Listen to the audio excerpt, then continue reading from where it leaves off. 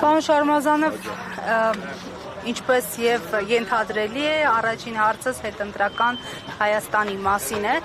Ինչ սպասել, ինչպիսի զարգացումներ եւ առհասարակ ընտրությունները ինչի մասին էին այս ընտրությունները ու ինչ ցույց տվեցին։ Մենք դեռևս ապրիլի 4-ի մեր կուսակցության համագումարում ասել ենք, որ ընտրություններն արդեն կեղծվում են։ Ընտրությունը միայն քվեարկության օրը չէ։ Ընտրությունները ամբողջ ընտրական կամպանիան եւ նախորդող եւ ընտրական կամպանիայի ժամանակ իշխող ուժը կիրառել է անհամաչափ, տեսանելի ռեպրեսիաներ իր քաղաքական հակառակորդների վրա, եղել է ադմինիստրատիվ վարչական ռեսուրսի կոպիտ կիրառում, դա ոչ միայն մենք ենք ընդգծել, դա ընդգծել են նաև նույնիսկ եվրոպացի ԵԱԿ դիտորդները, եղել է անհամաչափ աջակցություն Նիկոլ Փաշինյանի քաղաքականությանը արևմուտքի կողմից, արտաքին աջակցություն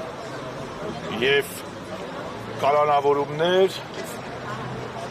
արդեն մինչև դատական որոշումները հանձնարարականներ դատական իշխանությանը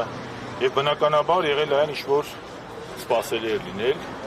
որովհետեւ երբ որ ընդդիմության ձեռքերը եւ ոտքերը կապված են, իսկ իշխանությունը ինչ ուզում անում է, ես կասեի, այս տվյալներն բավականին մեծ են, որ Նիկոլը չունի համադրական մեծամասնություն, Նիկոլը չունի սպային 3-5 օր եթե բարգավաճնացնում է, եւ մի բան ասեմ, ես իմ ֆեյսբուքյան գրառման մեջ եմ ասել, որ նույնիսկ այս անասելի ռեպրեսիաների, այս անասելի վարչական ռեսուրսի օգտագործման, այս արտաքին աջակցության պայմաններում հայ ժողովրդի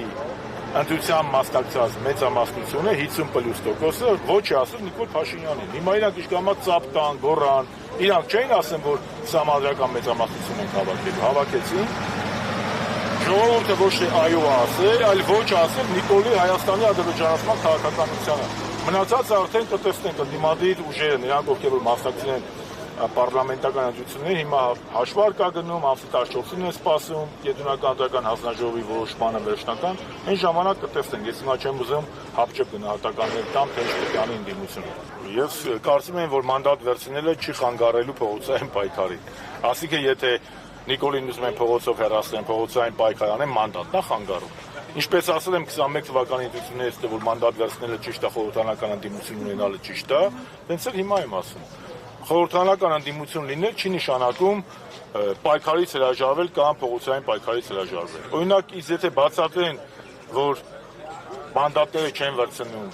Նիկոլը գնում է, հարց չկա։ Մենք այսօր պատրաստ ենք փողոցային պայքարի, մենք միշտ պատրաստ ենք եղել։ Մենք մեր սեփական օրինակով հանրապետականը ցույց է տվել, որ ուղղակի չի առաջադրվել, չի մասնակցել ընտրություններին, որպեսզի չջլատի ընդդիմադիր դաշտը։ Որպես այդ նախկին ներկա այդ շինծուբանը ավելի չակտիվանա։ Մենք դրա մասին խոսել ենք։ Հիմա գնդակը կենտրոնական ընտրականի դաշտում եկել ընդդիմադիր ուժերի, մարդիկ քննարկում են, կքննարկենք, ասեն, պետք չի տես մեծ պրեսինգի ենթարկել այդ ուժերին։ Թող իրանք հանգիստ մտածեն այդ մարդիկ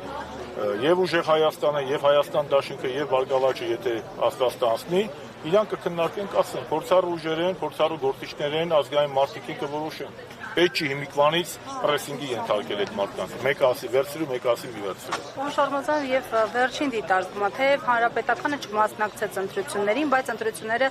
չանցան առանց հանրապետականների,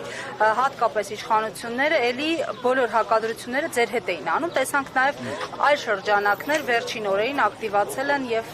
էլի հիշում են հանրապետականին։ Ինչու է ձեր ստվերը շարունակ խանգարում։ Որովհետեւ մեր ստվերը չի, մենք կանք ու լինելու ենք։ Մենք պայքարելու ենք մեր իդեալների համար։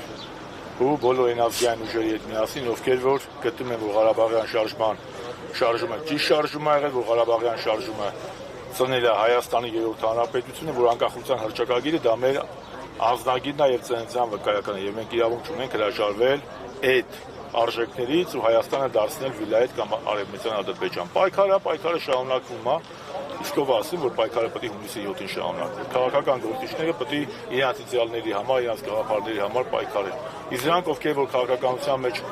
տեղ են զբաղեցնում հովարային անջատումներով, այսօր կան վաղը չկան կամ ընտրությունից ընտրություն, Աստված իրանց հետ ինչ ասա։ Աշոտյանի ձերբակալությունն էլ է այդ պայքարի, այսպես ասած, Նշանակ Աշոտյանի ձերբակալությունը հստակ ունի քաղաքական նկատառում թույլատնել հանրապետականի ուժը եւ ջլատել հանրապետականը։ Միանշանակ Արմեն Աշոտյանը քաղաքական բանտարկյալ է, մանավանդ 19 փաստաբանները խոսել են 19 թվականին գործը հարուցվել է, Աշոտյանը ցույցմունք տվել է, որևէ քիչական գործողություն չեն արել, մեկ էլ բռնելուց մի քանի շաբաթ առաջ տես ինչ-որ մի հատ մի երկու գործեր են անում, հետո Աշոտյանը միանգամից տանում են կալանքի, հետո երկու գործերը միացնեին։